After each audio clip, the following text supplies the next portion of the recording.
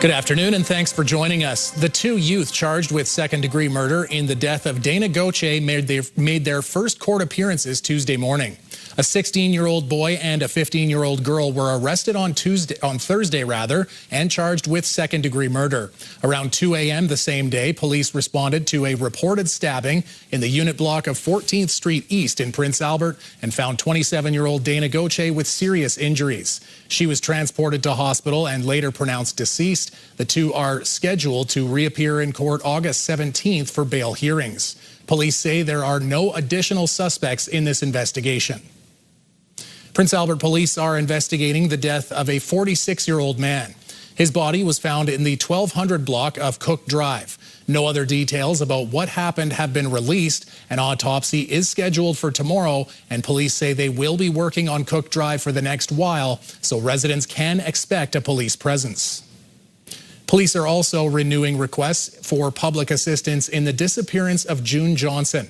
Yesterday marked 47 years since June Johnson was last seen when she was driven to the former Marlborough Hotel in Prince Albert, August 3rd, 1979.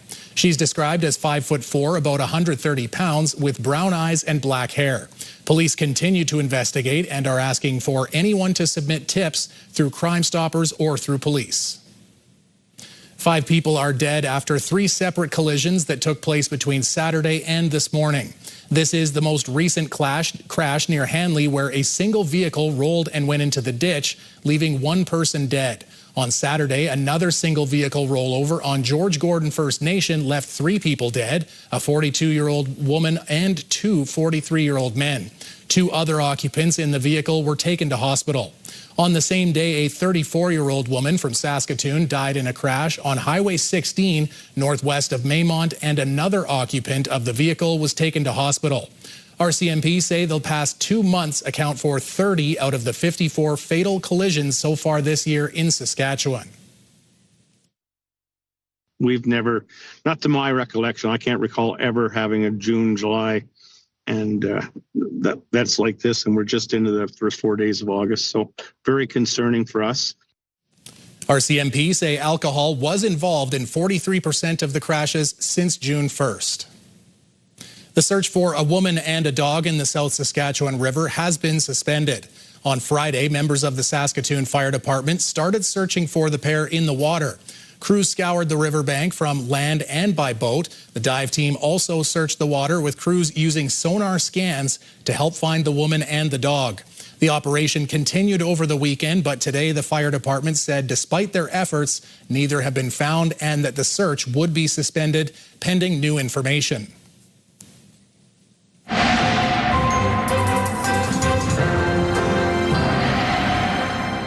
Well, Jeff, outside of a little bit of wind, we got some pretty good temperatures over the weekend, and some more wind today, but more good temperatures? Yeah, I think temperatures that are slowly making their way back to seasonal values. A real cool down yesterday, no question about it. But as I said, last week, it was probably a welcome cool down in some respects, especially if you don't have AC. So yes, right now in terms of active weather, John, there's a big upper low, and then a series of other lows sort of circling around that. The upper low is sort of anchored up around Hudson Bay, but it's another series of lows, and then a cold front's going to slide on through, and we can start to see some active weather moving in from Alberta. Not expecting a lot in the way of rain this week, and I know I was talking to farmers this weekend, and they could use, it's a little rain to sort of fill things out, but we'll see if any of that is on its way in the near future. The Saskatoon Synagogue was vandalized during its Saturday Shabbat prayer service. Members of the congregation Agudas Israel say someone threw eggs at the building, windows, and multiple cars in the parking lot as families prayed inside. The rabbi posted to Facebook condemning the vandalism and calling on allies to support his congregation. One member of the congregation says being the target of vandalism is very troubling because he feels this wasn't just some overnight childish prank, and he fears what might happen if this intimidation escalates. But it's not just eggs. We worry about what is next, right? It could be a rock next time. It could be something else. And unfortunately, we've had this before. Saskatoon police say they're reaching out to the congregation because it did not receive an official report of the incident. CN Rail is moving ahead with plans to demolish the historic Humboldt railway station. It was built in 1905 but has sat vacant since the 80s. About 15 years ago, the city of Humboldt explored options to preserve the building, including turning it into a museum, restaurant, or retail space. But the mayor says restoration was estimated to cost about $1 million and no private buyers came forward. He says the building has since deteriorated with structural issues, water damage, and a rat infestation, prompting the city to ask CN to remove it. It's just in a state of disrepair, and they put a fence up around it here recently just to keep people away because it is a safety hazard. It's literally falling down. Because the building is a federally designated heritage railway station, CN must follow a formal approval process before demolition can begin. That includes a 60-day public objection period after the company files its application on August 12th. Those who are against the teardown can email the federal Minister of Environment. A Saskatchewan senator died over the weekend. Todd Lewis, who was a senator, farmer, and agricultural sector advocate, died at the age of 65. The Speaker of the House announced the passing on Saturday afternoon, calling him a steadfast champion of Saskatchewan's ag sector. Lewis was appointed to the Senate by Justin Trudeau in February of 2025. He operated a farm near Gray for more than 40 years and was also a past president of the Agricultural Producers Association of Saskatchewan. Hunters in Saskatchewan can start picking up hunting licenses and big game draws for the upcoming season. Hunters can buy licenses online through the province's HAL system, in person at a Government of Saskatchewan field office, or by phone with a credit card payment. The province says 85% of the land in southern Saskatchewan is privately owned, so hunters must obtain permission from the landowner before entering private land. Hunters are encouraged to pick up a copy of the Saskatchewan Hunter's Guide for updates and changes to hunting season. A Saskatchewan man is working to share the history of a unique style of bridge through a new documentary. Scott Warniak has spent the last 3 years traveling more than 3,600 kilometers to document all of the bowstring bridges that are still standing in the province. He says at one time the province built 97 bowstring bridges. Now only 18 remain in use, with another 19 bypassed. He says while the architectural side of the story is an interesting one, the most meaningful part of the process has been hearing from those who have special memories involving the unique infrastructure. Oh, I remember that when we crossed over this bridge by this town, it meant we were getting close to Graham and Krampus. I remember we used to go berry picking by this bridge, and it wasn't so much infrastructure, it was to the memories that came out of it. The Last Bowstrings, the story of Saskatchewan's historic bowstring bridges, is set to be completed and shared on Warniak's YouTube page in 3 parts this fall. After the break, get ready to hit the Rotary Trail. Jasmine chats with Hearts to Hands ahead of the ride and walk the Rotary Trail this weekend.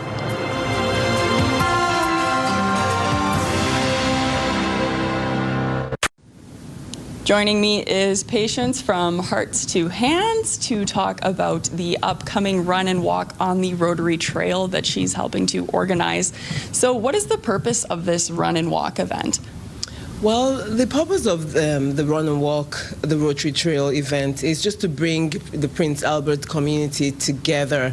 I like to get people integrated, get people walking. So there's the customize your own walk. There's 2K, there's 5K, there's 10K walk, whatever you want to do, whatever you're comfortable with.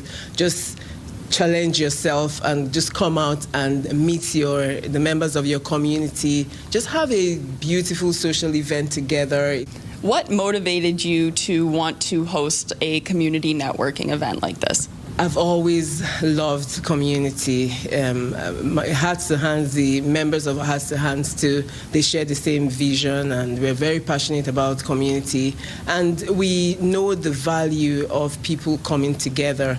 As an immigrant into this community, it was just getting out for soccer, basketball, things like that made me integrate very well and know people. So I wanted people to come out and just meet other people. I know even for building career, networking.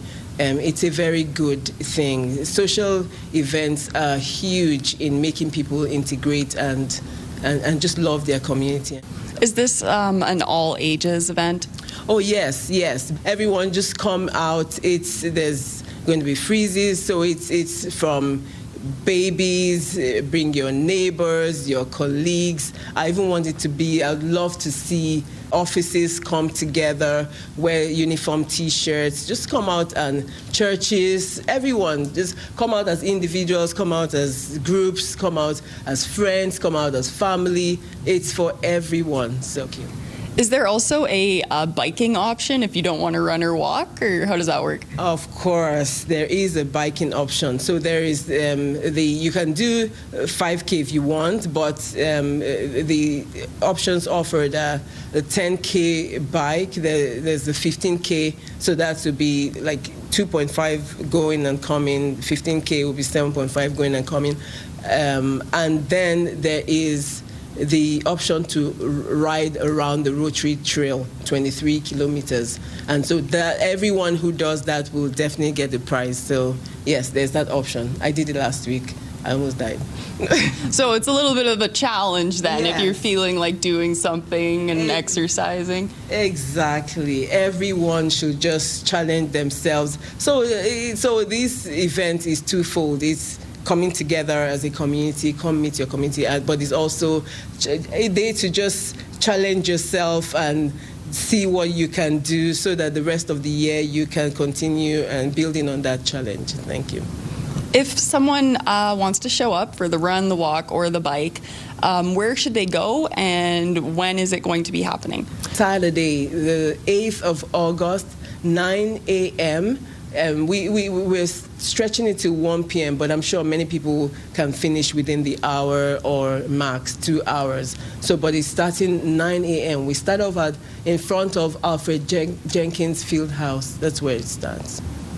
If somebody is looking to find out more information about the event, is there like a social media page that they can go to?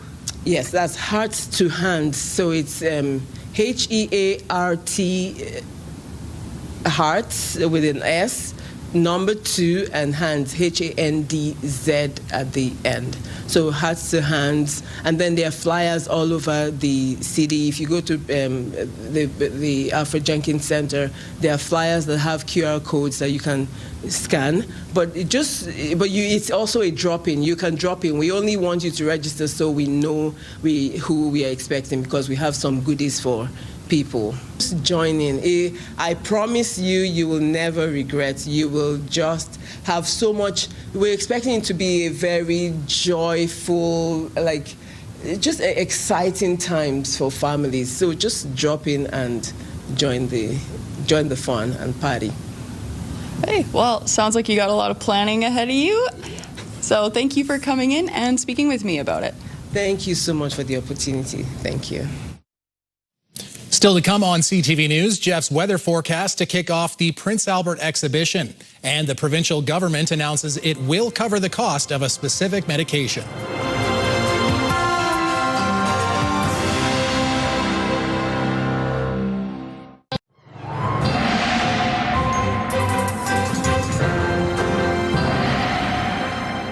Well, Jeff, it was kind of nice to not have I don't think, a tornado over the weekend. I might have to double check that, but it was kind of an uneventful weekend by Saskatchewan standards. It really was. And, I guess the big event was the really hot Saturday and the windy Sunday. So we certainly had some interesting situations, but the active weather wasn't in evidence as it has been what seems to be so much of the summer. But right now, speaking of active weather, we do have that cold front sliding through Alberta, slashing into Saskatchewan. That's triggering some shower activity right now as it approaches areas like the Battlefords and ultimately towards Saskatoon. About a 60% chance of some showers in Saskatoon, the Battlefords, and Prince Albert. But certainly we're going to keep our eye on that. Once again, all this little flickering going on in those 3 points there. Just ground clutter. It's hot enough to fool the radar. It doesn't seem all that hot, though, does it? Let's take a look and see what we've got going on with our futurecast. So the computer modeling certainly shows that area of active weather sort of sweeping through the province in a north-south line and then moving into parts of Manitoba.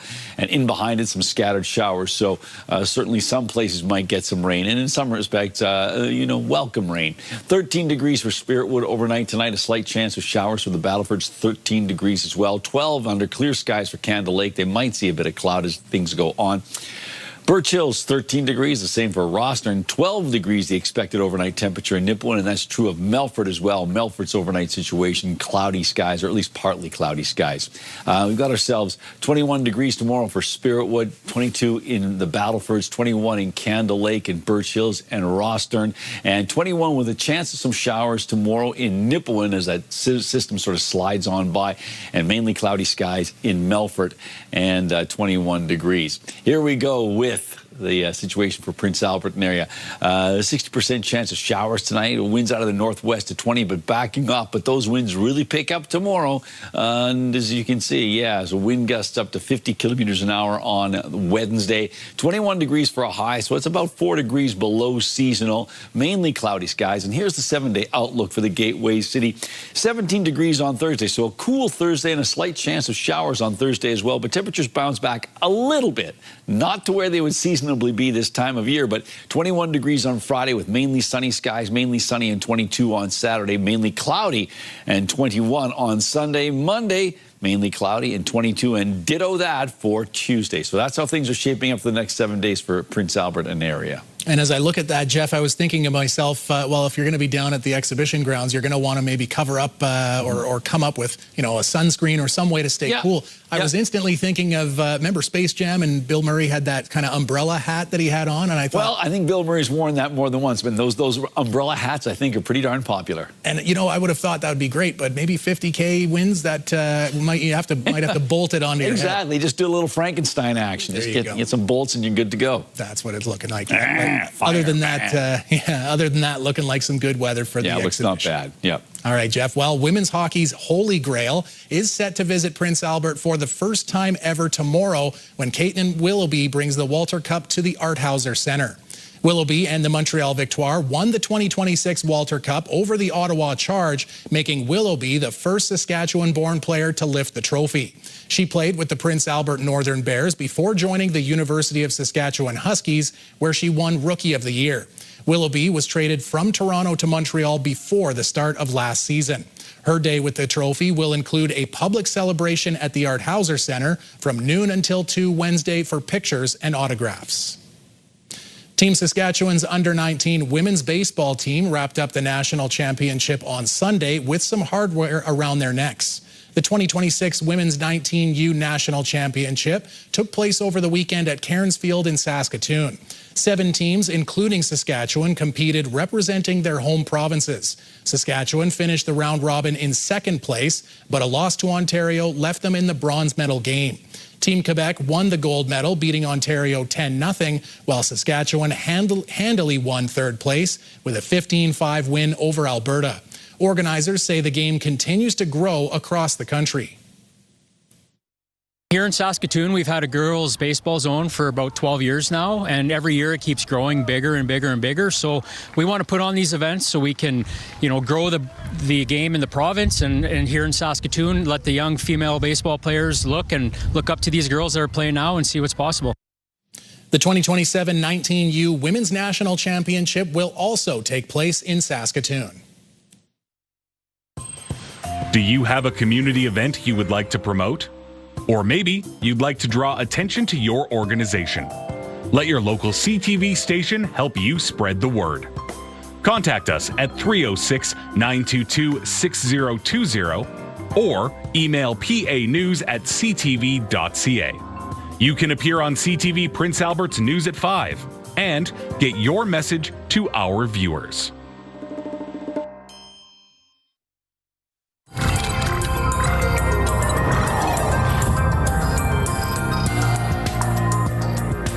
The provincial government has announced it will cover the cost of a drug that improves lung function for people with cystic fibrosis. There's no cure for the disease, but the province says a lift trick helps control symptoms and slow the progress of cystic fibrosis. The province also covers the cost of other CF medications, including Trikafta, Orkambi, and Kalydeco.